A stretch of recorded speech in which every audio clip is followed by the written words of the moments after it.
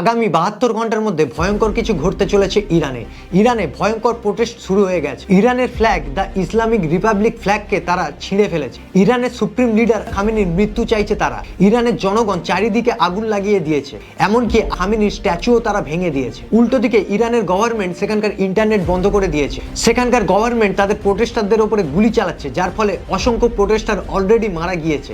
এবং আরো একটা সূত্র থেকে জানা গিয়েছে USA C-17 globe master missile drone তারা ইরানের বর্ডারের চারিদিকে নামিয়েছে। এমনকি আমেরিকার সবচেয়ে ভয়ঙ্কর ফোর্স আমেরিকার ডেল্টা ফোর্সকে তারা অলরেডি ইসরায়েলে নামিয়ে দিয়েছে। পুরো ইরান জুড়ে একটা ভয়ঙ্কর পরিস্থিতি, প্রোটেস্টের আগুনে জ্বলছে পুরো ইরান। এই প্রোটেস্ট শুরু হয় 28শে ডিসেম্বর 2025-এ। এই প্রোটেস্টে প্রথমে নামে সেখানকার ব্যবসায়ীরা, তার ঠিক 2-3 দিনের মধ্যে সেখানে নামে সেখানকার স্টুডেন্টরা, এবং তারপরে প্রোটেস্ট আরো ভয়ঙ্কর আকার ধারণ করে এবং তারপরে নামে সেখানকার মেয়েরাও। এমনকি সেখানকার মেয়েরা সেখানকার সুপ্রিম লিডার আয়াতুল্লাহ খামেনির পোস্টার আগুন দিয়ে জ্বালিয়েছে এবং সেই আগুনে সিগারেট ধরাতেও দেখা গিয়েছে। যে ইরানে বোরখা ভালো করে না পরার জন্য শাস্তি দেওয়া হয়, সেই ইরানে আজকে সেই ইরানের সুপ্রিম লিডারের পোস্টার জ্বালানো হচ্ছে এবং সেই পোস্টারের আগুন দিয়ে সিগারেট জ্বালাচ্ছে সেখানকার মহিলারা এটাই প্রমাণ করতে চাইছে যে সেখানে আর তাদের ইসলামিক ল বা সারিয়া ল আর চায় না। তবে এত কিছু বা কোনো কিছু একদিনে ঘটে না। 2019 থেকে ছোটখাটো প্রোটেস্ট হতো ইরানে, কিন্তু এই প্রোটেস্ট ভয়ঙ্কর রূপ নেয় সেপ্টেম্বর 2022-এ। 13ই সেপ্টেম্বর 2022, 22 বছরের একটি মেয়ে নাম মাসা আমিনি, সে তার ভাইয়ের সাথে তেহরানে আসে। তেহরানের রাস্তায় সেখানকার মরাল পুলিশ তাকে গ্রেপ্তার করে। তার দোষ শুধুমাত্র এটাই ছিল যে সে যে হিজাবটা পরেছিল তার হিজাবটা একটু সরে যায় এবং তার মাথার চুল দেখা যাচ্ছিল, এবং সে অল্প একটু টাইট প্যান্ট পরেছিল। সেই কারণেই সেখানকার মরাল পুলিশ তাকে অ্যারেস্ট করে এবং এটাই জানায় যে 1 ঘন্টা পরে তাকে ছেড়ে দেবে কিছু ধর্মের শিক্ষা দিয়ে। কিন্তু অনেকক্ষণ পরে যখন তাকে বাইরে বের করে দেখা যায় তার মাথা ফেটে গেছে, তার চোখ থেকে রক্ত বেরোচ্ছে এবং বিভৎস অবস্থা তাকে তাড়াহুড়ো করে হসপিটালে নিয়ে যাওয়া হয় এবং তার ছবি পুরো ইন্টারনেটে ভাইরাল হয়ে যায় এবং সেই মেয়ে 9 দিন পরে হাসপাতালে মারা যায়। সেখান থেকে শুরু হয় ইরানে এক ভয়ঙ্কর প্রোটেস্ট, অ্যান্টি হিজাব প্রোটেস্ট।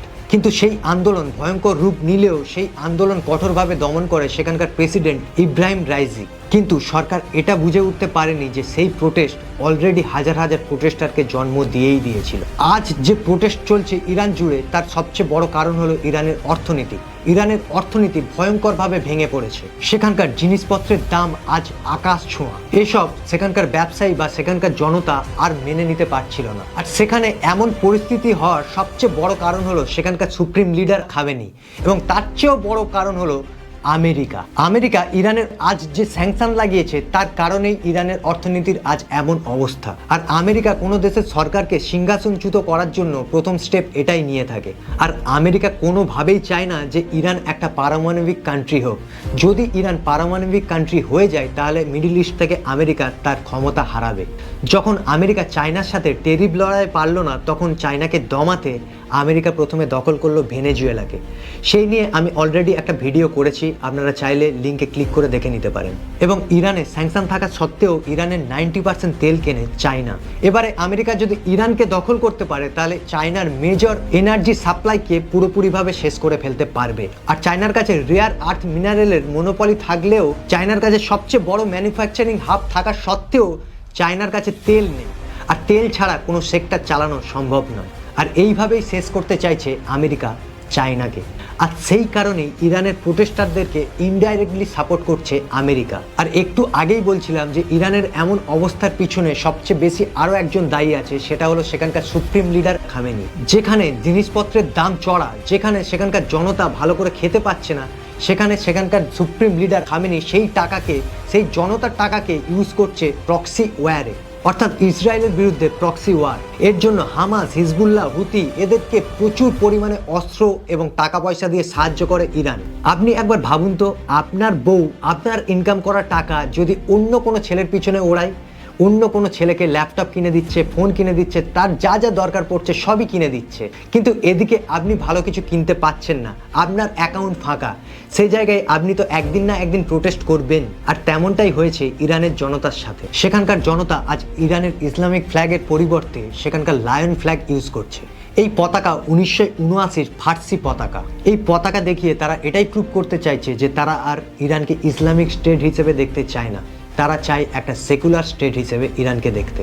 তারা পুরনো রাজা পেলবিসায়ের ছেলেকে সাপোর্ট করছে, তাকে তারা সুপ্রিম লিডার হিসেবে দেখতে চাইছে। যদিও পুরনো রাজা যে খুব ভালো ছিল তা নয়, কিন্তু মানুষ যখন খুবই বিপদে পড়ে তখন সব খারাপের মাঝখানে সেই খারাপ থেকে যেটা সবচেয়ে ভালো সেটাকেই বেছে নেয়, আর ইরানের জনতাও সেটাই করছে। উল্টো দিকে ইরান পুরোপুরি ইন্টারনেট বন্ধ করে দিয়েছে এবং চায়নার সাহায্য নিয়ে এআইকে ইউজ করে তারা প্রোটেস্টারদেরকে চিহ্নিত করছে। আর সূত্রের খবর অনুযায়ী আমেরিকা স্টারলিংকে ইউজ করে ইরানকে ইন্টারনেট দিচ্ছে। ইরান সরকার প্রোটেস্টারদের উপরে গুলি চালাচ্ছে। ইরানে প্রায় 51 জন মারা গিয়েছে, যার মধ্যে 7 জন বাচ্চা। তবুও আজ ইরানের জনতা থামতে রাজি নয়। তবে ইরান ভেনেজুয়েলার মতো এত কম পাওয়ারফুল নয়। এখন সবকিছু নির্ভর করছে ইরানের আর্মির হাতে। ইরানের আর্মি হাজার হাজার প্রোটেস্টারকে মেরে এই প্রোটেস্ট কঠোরভাবে দমন করবে, নাকি তারা নতুন লিডার বসিয়ে একটা ডেমোক্রেটিক, একটা সেকুলার ইরানকে গঠন করবে, নাকি তারা অনেকে আমেরিকার কাছে বিক্রি হয়ে গিয়ে আমেরিকার দ্বারা চুজ করা লিডারকে তারা চুজ করবে। এখন দেখার বিষয় শুধুমাত্র আমাদের কাছে এটাই। আর উল্টো দিকে ইরান দখল করার সিদ্ধান্ত যদি আমেরিকা নেয়, তাহলে চায়না বা রাশিয়া দুজন কেউ হয়তো ছেড়ে কথা বলবে না, কারণ চায়না চাইবে না তার সব কিছু একেবারে ধ্বংস হয়ে যাক। হয়তো চায়না তাইওয়ানকে দখল করে নেবে, বা হয়তো চায়না এবং রাশিয়া একত্রিত হয়ে আমেরিকার বিরুদ্ধে যুদ্ধ ঘোষণা করতে বাধ্য হবে। কি হতে পারে এখনো পর্যন্ত আমরা কেউ জানি না, তবে আগামী 72 ঘন্টার মধ্যে হয়তো আমরা বুঝে যাব যে কি হতে পারে। আর এই রকম ইনফরমেটিভ ভিডিও দেখতে অবশ্যই চ্যানেলকে সাবস্ক্রাইব করুন এবং একটি লাইক করে দেবেন যদি ভিডিও ভালো লেগে থাকে।